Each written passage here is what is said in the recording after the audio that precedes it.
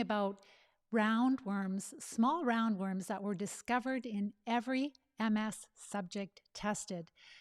This is a very, very important topic because it is huge, blatant evidence that multiple sclerosis is an infectious disease caused by a parasitic infestation. If we haven't met, my name is Pam Bartha, and I'm the author of Become a Wellness Champion and the founder of Live Disease Free. And I came across this research a couple of years ago, and I thought it would be really important to talk about it today and to go a little bit deeper into the research that was presented in 1952. And if you follow my work, you know that I talk about how back in the late 1800s and the early 1900s, they were looking at different types of infections that were causing multiple sclerosis, that they felt were the cause of multiple sclerosis. So there's many, many articles written on the link between multiple sclerosis and spirochete type bacteria, bacteria that causes like Lyme disease. There's also many, many studies on a protist, like a Babesia malaria type protist that's linked with multiple sclerosis. Of course, lots of studies linking candida and fungal infections. And then Dr. MacDonald, who is a pathologist in the United States, did some groundbreaking research where he found small roundworms, and they're called filarial worms, and they were found in every MS subject that he tested. So then he looked back, and there's studies done in the 1950s where they were, and I would say at least 100 years from us, but vets have known that when these small roundworms get in the central nervous system of domestic animals, those animals have symptoms identical to multiple sclerosis. So they have all of the different symptoms. We'll talk about the symptoms, but the paralysis, the numbness, the balance issues, the fatigue, blindness, all of those symptoms are the same in multiple sclerosis and in domestic animals that are infected with these very small filarial worms.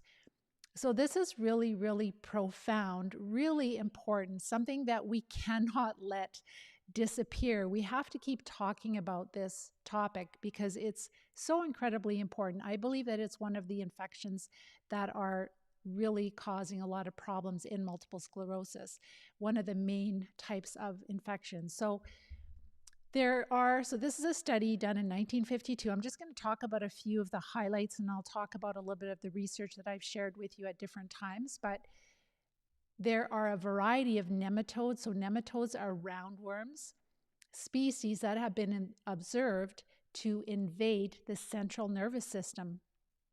And they can be located in the spinal fluid. They can be located in the tissue of the brain and the spinal cord.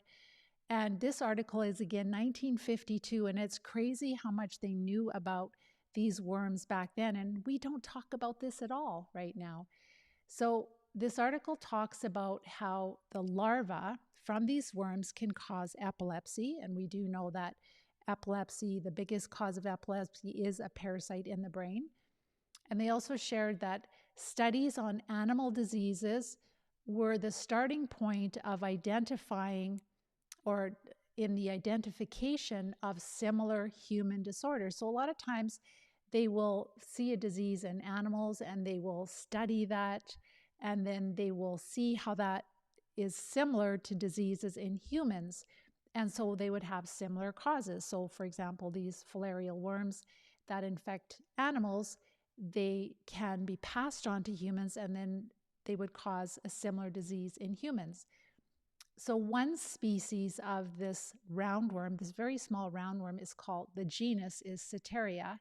So Ceteria nematodes can cause specific neurological disease in animals, which occurs as a seasonal outbreak. So they found seasonality, and that links to mosquitoes. So in certain times of the year when mosquitoes are prevalent, then they would see more of an outbreak of infection with this type of roundworm. And these parasites produce lesions in the central nervous system. So I've done a talk before showing that there's many different types of parasites that can cause lesions. But filarial worms, they were reporting on this back in the 1950s, that they knew that when these filarial worms get into the central nervous system, that they cause lesions. And could be single lesions, there could be a few lesions, and the lesions are really a softening or loss of brain tissue. And these findings are unmistakably diagnostic, and they are consistent with our concepts that the process is simply a mechanical dramatic effect of the wandering worm. So these worms that get in our central nervous system, that would get into the central nervous system of animals and humans, they cause a lot of damage. And so they say that a lot of the lesions has to do with mechanical damage from these parasites. The natural host of this type of worm, the Ceteria digitata, is cattle. So some of you may have, and it doesn't have to be cattle, it can be horses and sheep, it can be any domestic animal, but very common in cattle and horses, in which the adults live in the abdominal cavity without any visible disease effect, and which these microfilariae enter their blood. So the vectors, so how this is spread is through mosquitoes. So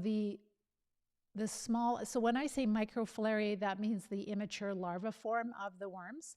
And so they're taken up by mosquitoes, and they mature in about 14 days, and they then become an infective larva, which is passed to different hosts. So hosts is where maybe the mosquito is going to infect these sheep, goats, horses, cattle, humans.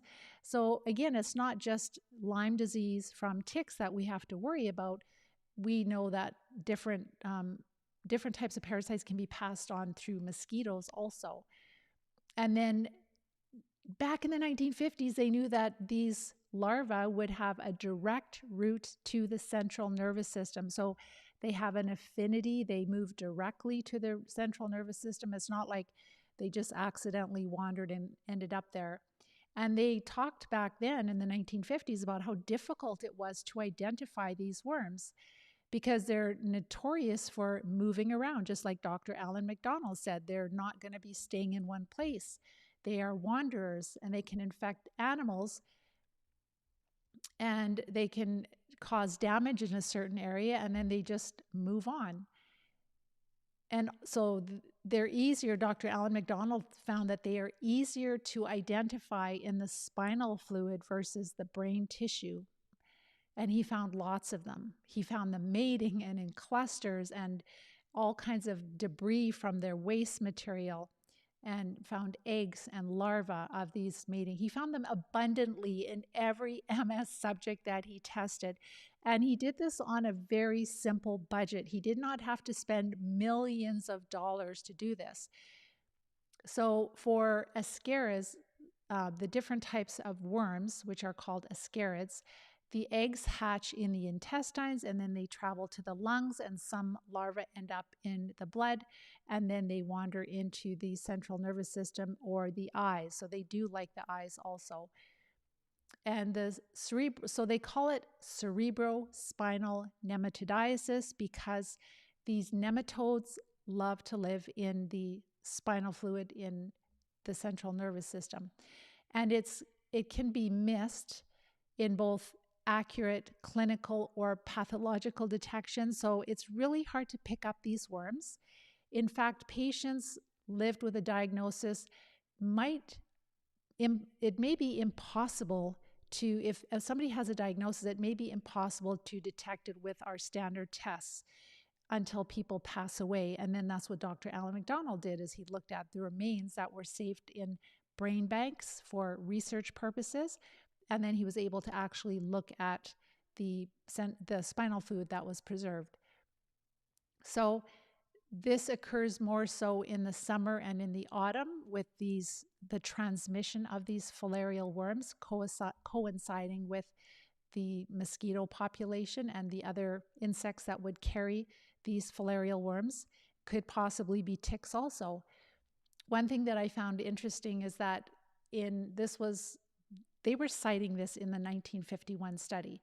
So they were citing another study where they looked at the eyes of 46 children and adolescents. And this was in the United States, so this was not in a different country.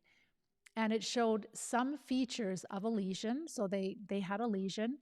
But when they looked at sections, they didn't find any worms.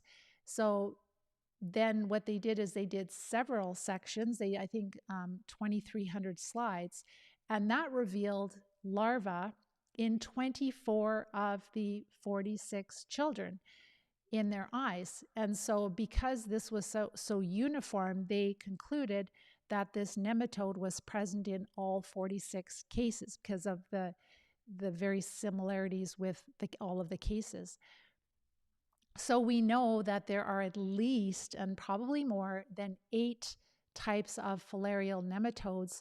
So nematode means roundworm, and filaria is just it's like a thread-like, very small worm that can cause disease in humans, and they can be divided into different groups depending on which type of part of the body that they like to live in. They're transmitted by different biting insects like mosquitoes, black flies, and ticks. And so they can infect our eyes and cause river blindness. They can infect our lymphatic tissue and cause maybe you've seen those pictures of the real big swelling, elephantitis. Also below the skin where we have rashes and changes in the pigmentation of our skin. Even things like, not eczema, what is it called? Rosacea. So rosacea is treated with an ivermectin cream. And so they can also infect our intestines and our blood vessels and the central nervous system. So today we're talking more about the filarial worms that enter into the central nervous system and cause lesions there. So depending on the type of worm and where it lives, it can cause rashes, arthritis, hyper and hypopigmentation, abdominal pain, fatigue, and in animals, any kind of neurological symptom associated with MS. So things like in domestic animals, they could have extreme fatigue, tingling, numbness, balance issues, spasticity, weakness, paralysis, blindness. And Dr. Alan MacDonald, I believe that he should win an award for the type of research that he's been doing in Lyme disease, but also in identifying some really relevant parasites that are found in multiple sclerosis. So he found, again, the filarial worms in every MS patient, 10 out of 10, abundant in their central nervous system, especially in the spinal fluid. Then he went on to continue studying, and he found developing tapeworm larvae and developing juvenile tapeworms developing into adult form, which is crazy. And he found that in the central nervous system also. So I don't know. I just wish that we could all band together and get him an award, because these are the researchers that are going to help us. And he said really profound statements too. And the doctors that I study under that are hero doctors, they say, you can't have autoimmune disease without some type of parasite involved, without some type of infection, because there is no such thing as autoimmune disease. Your immune system does not just attack itself for no reason.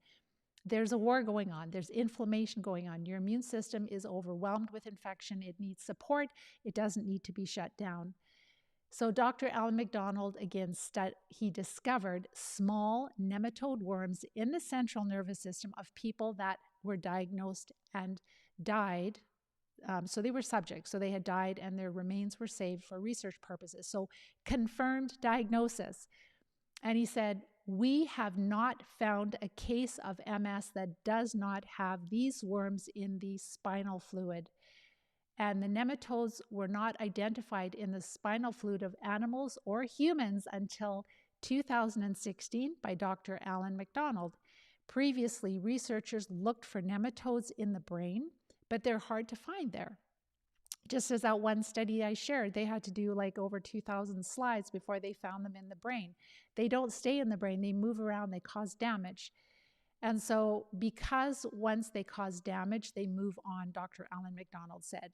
He found it very easy to identify these worms and their larvae and their eggs in the spinal fluid. So these the immature form of these worms, the microfilariae, the larva form, they're about the size of a red blood cell. So they're very, very small. And so unfortunately today, our doctors they're not allowed to have microscopes in their office. So they're not conducting microscopic examinations. So for example, one of my, a lady that I met years ago, she was in med school, she had multiple sclerosis, and one of a colleague that she knew had multiple sclerosis. So she examined her blood and the blood of that other person. And they said that it was really easy to find these nematodes, even in the blood. So what would be really helpful is if we would start looking for them. And if they're in our blood and we have multiple sclerosis, then chances are they're in the central nervous system also. So unfortunately, again, today, microscopic examination, making smears like blood smears and looking under the microscope like Dr. Alan MacDonald did, it's not routine in any lab, in any hospital or any medical school in the world. Why is that? Why is that? Why are they discouraging our medically trained healthcare professionals to look for infections? Why have we completely discredited this? Why is it that the panel, the international panel that decides how multiple sclerosis is diagnosed and treated, why are they not interested in, why do they say there's no value in looking for infections to see what types of infections could be causing multiple sclerosis? That's a really big question. They find no value there. Like, no, we don't need to look there. And I shared with you last week that filarial infections, they are linked with higher oxidative stress, which is present in multiple sclerosis. And again, the MDA levels are higher, which is toxic. And that is an indication of higher oxidative stress. That is our body, our immune system is really fighting infection.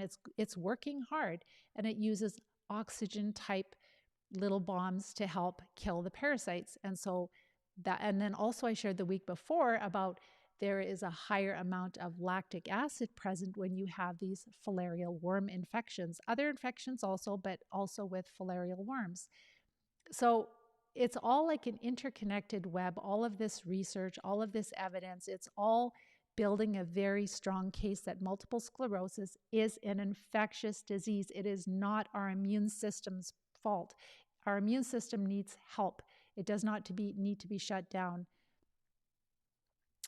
And so there could be more than one type of species. So there could be different cousins of nematodes. We don't know if they're always the same type of nematode because, like even with Candida, there's at least 20 cousins of Candida. And so with the filarial worms, there's different types of species. They're probably treated similarly, but there could be more than one type of species. And so myelin and nerve tissue is destroyed, and that's in filarial infections, and that's exactly what's happening in multiple sclerosis. And multiple sclerosis, Dr. Alan MacDonald was saying, it has a migratory pattern in the brain. It flares up in one area, and then it calms down and it flares up in another area. And this is really consistent with these filarial worms moving around in the central nervous system. So there is a migratory pattern of multiple sclerosis injuries to the myelin and to our nerves. The worm's migration through the brain recapitulates the multiple sclerosis injury in the brain. So that's what Dr. Alan MacDonald is saying. And this happens in animals. They've known this for over 100 years, that this happens in animals. And just as I mentioned before, that this is how they can understand diseases in humans. They're like, okay, we've discovered these worms in animals. They can be passed from animals to humans. This is the symptoms they cause in animals. Gee, it's identical to multiple sclerosis and other neurological diseases. I wonder if maybe these parasites could be found in MS. So Dr. Alan MacDonald, again, he just did some blood smears and he found these worms abundantly. It's not hard. If they really wanted to, they could find these very quickly. But again, we have totally erased this from our training and our practitioners, they're not learning about this. They don't know how to identify parasites. They believe that parasites are not present in developed countries. Nothing could be further from the truth. I'm from an agricultural background, and you deworm all the cattle and the horses and your dogs. There's parasites all around us. It's on our food, they're in our soil, and we are ignoring them on purpose because there is a lot more money in treating with immunosuppressive, expensive disease-modifying drugs that are called maintenance drugs that we use for the rest of our life or as long as our body can handle it, versus treating parasites quickly. So from the year 1880 to the year 1950, animals as a model for multiple sclerosis was done by the Dr. Innes. And so they found, again, weakness and lack of coordination, paralysis, death, permanent neurological injuries. And so it's basically a parasite of a roundworm, parasitic disease of a roundworm. And it's like a thread. I mentioned it's a very, very small, that's the adult form. But remember, we talked about the larva also that is getting passed. And one thing I wanted to leave you with, because some people, they hear my talks and they're like, well, I'm just going to go and get some parasite drugs and I'm going to treat myself. Well, please be very careful. I always recommend to work with somebody like a practitioner, because when you have parasites in your brain and you treat them with the right treatment, the one that crosses the blood-brain barrier, then you can, if you treat too quickly and not properly, you can have a strong Herxheimer reaction in your central nervous system. And in that case, you can end up with a fatal Herx reaction. You can end up, especially for people that have epilepsy, that have had seizures, you want to be very careful. You don't want to have a lethal Herxheimer reaction that kills you. If you do it safely, effectively, and properly, then it's not a problem. And these parasites are not easy to clear. I'm going to be really honest with that. So we've been working at this. I mean, we found out about the parasite drugs. We found out about the bigger worms and even the filarial worms maybe 6-7 years ago. So our students have been using parasite drugs in combination with oxygen therapies and with herbs, and doing a successful prep phase before they even start. And the combination of everything together is really where people recover. And you have to do multiple cycles, because like some of the drugs will treat the adult form, some will treat the immature form. So if you're treating the immature form, but the adults keep laying eggs and they didn't get hit, then you have more. So it's quite complex, but it's not, it is doable. It's totally doable to treat, and it's so worth it. And we need to get our doctors on board with this. We need to get our doctors knowing about this information. So that's something that you can do. You can help me to share this information. You can help me to get the word out, because that's the only way things are going to change. We need our practitioners, our doctors, being able to identify parasites early when we first have the very small neurological symptoms before we have full-blown disease, so we can just treat parasites early, get on with our life, and never have to suffer like this. Unfortunately, that would put a very big dent in these multi-billion-dollar sickness industries, which is brutal. I wanted to give you some successes of our students. We just had our call last night, and I'm just going to share a couple of successes with you. I get updates from the students, so some of them are treating, some of them are just starting and joining and following the diet and lowering their carbs. So this one student shared, and I'll keep their names anonymous because I want to protect their identity. They're just in the program right now. But she shared, I'm feeling so much better now. I'm actually exercising. My headaches are so much better. Yesterday I was doing stretches, and I've noticed an improvement in my strength, especially the left leg or the left side of my body. And then another student shared, yes, the diet has been really helpful for neuropathy. For my neuropathy, it's improved a lot. Headaches and fatigue, they've all improved dramatically. The next student shared, so that student was just following the diet, so she's quite new. This next student is maybe 2 or 3 weeks into the diet. She said, I've had really good symptom improvements, but I'm struggling still with throat tightness and small spasms in her esophagus. It's just painful at times and it can cause some anxiety, but it's much better at this time than it was. So when she joined just a couple of weeks ago, maybe 3 weeks ago, she was at risk of having to use a feeding tubes because the parasites cause inflammation and I don't know if it's quite GERD, but it's like acid reflux and inflammation in the esophagus, and how we would get spasms in our legs, she's getting it in her throat. And she said the heart rate is definitely more level. So a lot of people find that their heart arrhythmias, racing hearts also completely settle down as the parasites are made more quiet even with the diet, and you got to treat them also after. But she said it's not totally gone, but it's much better. Overall, I'm doing much better though. I actually physically feel at peace at times, and I'm considering I truly felt like I had tasted hell, what she was going through before she joined. It's very wonderful to experience some peace at times. And I've had about 7 days of 6.5 to 8 hours of sleep. So she had terrible insomnia also, and she's now sleeping a lot better. We have to sleep or else we're not going to heal. This next student, he has been treating the worms, but he still has some persistent symptoms, but he had a lot of symptoms of the malaria babesia protist. And so he's been working with his practitioner and he was using a treatment for that. And he's noticed that just within a short period of time, treating for, I would say probably not even 10 days, that he said, I'm noticing I'm having a faster recovery from exercising after I get fatigued, especially after working, and I have more energy. And also I'm doing a lot less wall walking as well, which is really good because that was one of his symptoms, was balance issues. So to me, again, we don't know if he has malaria or babesia, and the drug he's using is not a cure, but if he notices within just, maybe 10 days or less that he's already noticing that he is able to have better balance, that means that he's definitely on the right track.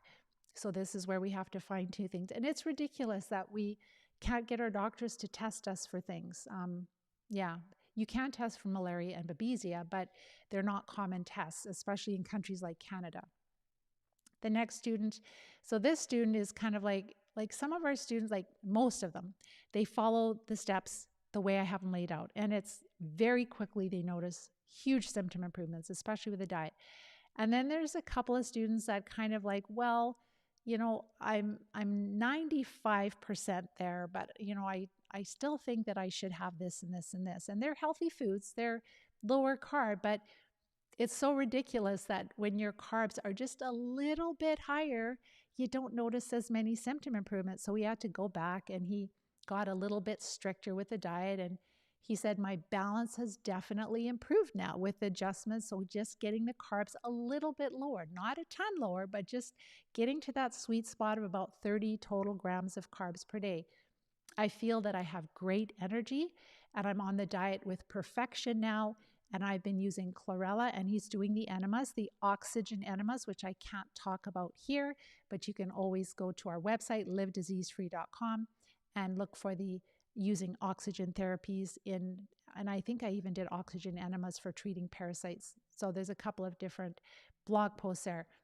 He shared, I understand this time how very important the prep work is, and that's why I'm not rushing into anything. It's really, really important, especially if you're a sensitive person. If you're like, Pam, every time I take any kind of treatment, I just get such bad reactions. That's an extra big reason why you have to have a successful prep phase. You've got to start to decrease the inflammation, support immune modulation before you start treating. This next student said, I am so excited. So she's new. She's just implementing the diet. I realized last night that I'm not having leg spasms at night anymore. My sleep is better. And I haven't had any heart palpitations in quite a while now. I'm sharing the program with others, and I'm sharing the program and what I'm learning with others, with family and friends. And it seems like it's the answer to just about every health problem that I hear other people talking about. And you're absolutely right. Parasites cause virtually any symptom in the body. And yes, if you were poisoned by some chemical, absolutely you can get some really awful symptoms. But for most of us, it is just parasites. The last couple here. So one lady shared improvements are my strength in my hands. So she's just using herbs. She's not using the parasite drug yet. Some of our students have to go a little bit more slowly, and she does. But she's noticing strength in her hands, and she's noticing strength when she's standing up. She has had less fatigue and less heat sensitivity. And we're going back into the summer months here, and we all want to be able to handle the heat. And that is something, once the parasites are treated, you will handle the heat again. And she said, or at least I seem to bounce back quicker from heat. And the last student shared that my family agrees with me that I'm walking a little bit better already. So she's just following the diet also. These are just students that are getting ready to treat. Every day is different, but I'm feeling more strength in my leg, especially my left leg.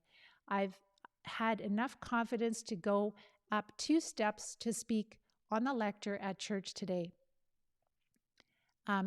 We have a support bar on the wall next to the steps. So that's awesome. Like, she's literally just following a diet and she's able to speak. And, you know, some of us have really powerful things we want to share to really bless other people. And she's able to just do the things she loves to do. And that's what it's all about. So again, these students, most of these are just starting. So they're getting ready to treat, and they're already noticing more strength, less neuropathy, less headaches, sleeping better, right? All of these things just with starting to change their diet. And that's something all of us can do. If you don't know the Live Disease-Free Diet Guidelines, you can find them on our website under research. Under research, you'll see that there's the Live Disease-Free Diet Guidelines, and go through all the material there and follow that, and you'll start to feel better already. You have to treat the parasites, but this is one way that you can start to see, yes, that's what I'm dealing with. And number 2, you can start feeling better right away. So I'm going to go to your questions. Hi, Cindy, you're so welcome. Hi, Curtis. Keep doing the wonderful work you're doing. Thank you, Curtis. And what you guys can do is you can help spread the word. So you can share this video. You can like this video. If you like it, then it's going to be shown to more people. And if you share it with others, that will help to get the word out.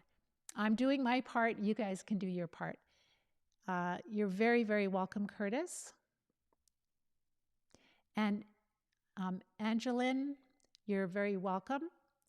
She says, thank you for helping humanity. I battle with Lyme, Candida, and parasites, lung flukes, liver flukes, roundworms. I don't know what product supplements to take for these parasites. So you have to, honestly, I'm researching all the time, and we have the most comprehensive program in the world. I study under, I believe they're the best hero doctors that know the most about parasites, but a lot of them, I have a lot of respect for them, but they're really focused on just still medically. And they're like, just take the drugs. You test well for 5 drugs, take them all, and you just feel horrible. You're on the couch, you feel like you're dying. And they don't do all the prep work. The prep work is so important. And also using a combination of therapies, like just using the parasite drugs is not going to get you well. Just using herbs is not going to get you well. Just using ozone or other oxygen therapies is not going to. When you use them all strategically in different ways, it can happen very quickly that your life changes. And so make sure to watch our videos. Go to livediseasefree.com. I have an amazing blog there. We cover really important topics. Just look at the topics. There's condensed notes. My videos are shortened there. And just start to learn. And then if you need support, if you can't find a practitioner that understands everything that I'm talking about, we'd love to serve you in the Live Disease-Free plan. We have a plan, a proven plan that these wellness champions are taking. So you were diagnosed in 93 with multiple sclerosis, so optic neuritis. Yes, I had optic neuritis also in my left eye, and I went completely blind in my left eye for a long period of time, and I was on a lot of prednisone. So she said, 61 years now, would love to restore my life and my life in Jesus' mighty name. I believe that it is by the grace of God that we're doing this work. And so maybe He has led you to us, and just please check it out. And if you need support, I'd love to support you. Yes, and of course, your spinal fluid would be abnormal in 95 when you were diagnosed because you had infections there. So, the most important thing to do is to help your immune system to keep your body as clean from oxidation. I don't believe that's the case. So, we're taught that oxidation is a bad thing, that there's free radicals that are made, and you need to take antioxidants to neutralize that. But when you understand biology, you understand that your immune system uses oxidation as part of it's kind of like, it would be like taking your military and saying, we need to take away these certain weapons because they're not good.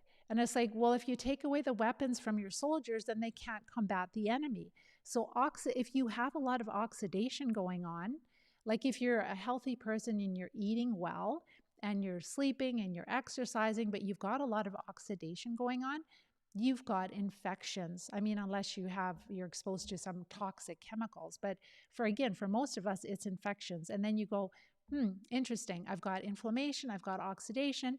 I need to support my immune system a little bit more. I need to help knock back the parasites. So there's a reason why we treat our animals for parasites. If we didn't, they would die years earlier. But we don't treat ourselves. I was talking to a lady today and her husband, and for years and years and years, they've been dealing with cattle and deworming cattle. And they're like, I said, I bet you've never dewormed yourself. And they're like, no, we've never dewormed ourselves. So this is the dilemma, is that we've been programmed. We've been programmed to believe that parasites are a thing of third world countries. We don't have parasites in North America, in the developed countries, and nothing could be further from the truth.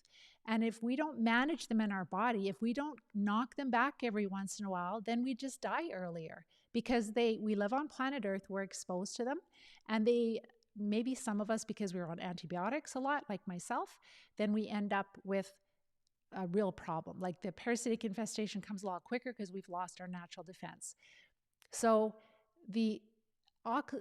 just think of it as inflammation and oxidation as a sign. Your body's giving you a sign that you need to do something. You need to support it. And that's the impact there. So could you please share the links, please? Yeah, so livediseasefree.com is our website. And on the weekend, or Friday, I should say, so in 2 days, I will publish a blog post on this topic. I'm going to share links of studies. You're going to see like 1951, all of these studies, 1928, 1934, like 1930, 1937, 1933. And then all of a sudden in the 1960s, what changed? Why did all this research get dropped? Why did we make a shift away from parasites to autoimmune disease? I don't want to say names right now because it'll get censored, but there was this deliberate by groups much higher up than our doctors that decided to really change the way that our doctors were and the way that we approach disease. And this was in the best interest for different companies. And so we now have this whole different healthcare system where I say that our healthcare system has been hijacked. And I'm not against pharmaceuticals. We use them to treat parasites. What I'm saying is that we're not treating the cause intentionally because there's too much money involved.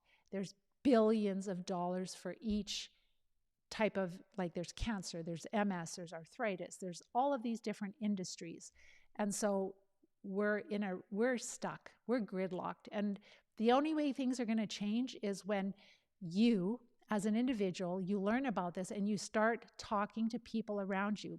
People that, just like one of my students was sharing that, like all my friends have these and these and these symptoms and conditions.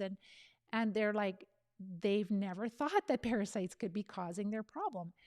And so you can be that little light, that you carry that light to someone else, and then they carry it to someone else. And it's going to be a grassroots effort from the bottom up. That's the only way things are going to change right now. And of course, by the grace of God.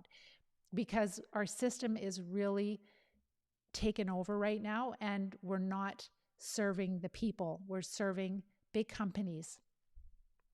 So you'll see all the links to references to, like, I guess it's the references you're looking for.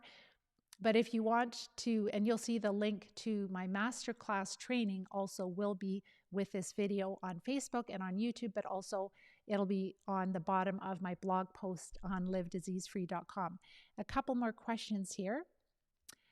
So Louise, if Epstein-Barr virus, is that part of the picture of MS?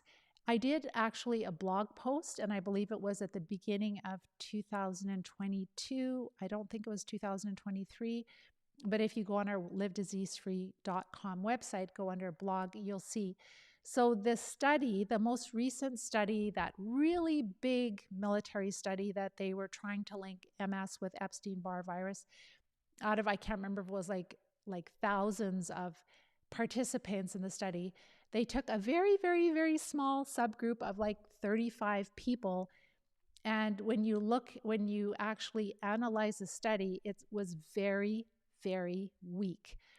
So they do want to create vaccines for us, right? And so they want to pin it on a virus. And the problem with Epstein-Barr virus is that when at least 96% of the entire population tests positive for Epstein-Barr, that's everybody pretty much, then how do you pin that on MS, right? If everybody's testing positive for, virtually everyone's testing positive for Epstein-Barr, then how can you pin it on multiple sclerosis? So that just doesn't make any sense. So when you go through my blog post, that'll help you to see, could there be viruses that are involved? Could there be viruses that are active when you have a lot of dysbiosis, when you've got big worms and you've got small worms and you've got Lyme disease and you've got a Babesia, malaria protists, you've got fungus? Then could the viruses be active? They could be, but we have found that if you focus on treating the bigger parasites, we haven't had an issue with viruses. So we don't focus on viruses. And then you said Epstein-Barr virus since the age of 9, but you're part of the 96% of people that test positive for Epstein-Barr virus, unfortunately. Curtis, because they want to continue treating the symptoms with medicine. Yes, they want to manage the disease, right? And the problem is that like it's now a global thing. Like there's one group of people that have come up with the MacDonald criteria, one group of experts, and they are dictating how MS is treated all over the world. And so they've really got this under control. All right, and so how do you remove these parasites? Number 1, stop feeding them. Number 2, support the body. You're feeling a lot better. Number 3, be energy tested to see which parasite drugs test well for you and which herbs test well. And then we also look at how we build a plan as we look at your health history, the health history of your parents. We look at your symptoms. We look at your diagnoses and your energy test results. And from there, like you might test well for 3 to 5 parasite drugs. With our students, we help them like working with practitioners, like figuring out a game plan of how to take them, the treatment, so you tolerate them. But there's a better killing effect when you use a combination of the parasite drugs you test well for. And you can be energy tested by usually a chiropractor or a naturopathic physician. So you're curious how my information is linked to the fact that the further you go from the equator, the more cases of MS there are. One thing that somebody was just talking to me about, and I can't remember who that was, but just saying that it's interesting because when you're in the underdeveloped countries, they do treat parasites a lot more, don't they? And in the higher, like the European and Canada, we don't treat parasites at all. So, and in Canada, that's one of the highest cases of MS, and we have a lot of agriculture. We have a lot of rural. I grew up rural, and so we're exposed to, parasites more so in a rural environment where you have animals and pets. And so could it be that they recognize parasites and they treat parasites more regularly than we do? That could be one factor. Absolutely. And Lynn, how do you eliminate these parasites once you have had them for years? It's going to take several treatment cycles where you're taking a combination of the parasite drugs you test well for. I've talked about some of them. So it's not worthwhile to say, oh, I'm just going to take this one drug and it's probably going to cure me. No, there's albendazole, there's mebendazole, there's thiabendazole, there's praziquantel, there's parental palmitoate, there's ivermectin, there's niclosamide, there's Alinea, which is nitazoxanide. So there's probably about 7 to 10 parasite drugs that are commonly prescribed, not for everyone. Usually people will test well for 3 to 5. And so also there, like, you may find that a combination of 2 parasite drugs has a better killing effect than just one by itself. So you have to use the right dosages, you have to use the right combinations, and then also using things like this oxygen type enema. So if the parasites are maybe not totally killed, but they're moving away from the drugs, like they live in the small intestine and they're moving down closer to the large intestine, then you can hit them with an enema and they come out. And they're dead when you do it with the enema. That doesn't hurt. It's not weird. It's actually exciting because you're like, that's why I felt so horrible, right? It's quite shocking when you see them.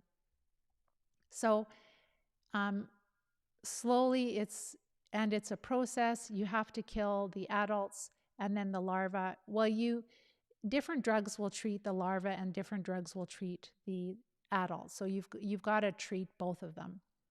All right, just a couple more points here and then we'll leave. So you're very welcome. This is such an important topic. Maybe you've heard of Dr. Lee Merritt, and I just want to give her a big shout out for talking about this, for really trying to bring it out. Also, she's one of the leaders. I call her a hero doctor for helping to bring the word out, the awareness, the recognition, bringing this information out is so important. But you guys can do the same thing by liking and sharing this video. All right. Okay, I'm going to let you guys go. But thank you so much. Go ahead and keep typing all of your questions in the question box. Our team will answer your questions. And again, if this is the first time that you've heard about these worms in the central nervous system, I'm going to make a post on the weekend. So make sure to check out our website, livediseasefree.com. You'll find usually by Friday night, Pacific time. So it'll be a little later Eastern time. So you can check it out Saturday too. But make sure you get on our list. So on our website, you can put your name and email. That way you know when my newsletter comes out every weekend. We're covering really important topics. So kind of get a feel for it. Watch my masterclass training. It talks about all the steps we take to recover. I give you a lot of case studies. I talk about the different specific, the major infections, parasites that are involved with multiple sclerosis. And then if you need support, if you're like, I believe this 100%, this is what I've been looking for, but I don't have a doctor to help me, then make sure to fill out the form at the end of my masterclass training. You can fill out a form and you can book a time to chat with me to see if the Live Disease Free plan is a good fit for you. We'd love to support you. We have supported. Oh, and I wanted to share too that I did this talk. I was thinking about it, and then I got a confirmation from one of my students, and we are going to share her video again. Big shout out to Tracy, who is a dentist in the United States, and she was bedridden with these parasites last year, and then she followed this plan, and last I heard from her, she's got a workout coach, and she's driving again. Her walker is gone. Her arthritis is gone. She had several different diseases. And so she passed on this article, which I've talked about before, and I did a talk about the filarial worms, but that was a year ago. And we can't let this topic die because this is a very significant parasite in multiple sclerosis. So please help us get the word out. And again, if you need support, watch my masterclass training. So I hope you have a wonderful week. Take care. Bye-bye for now.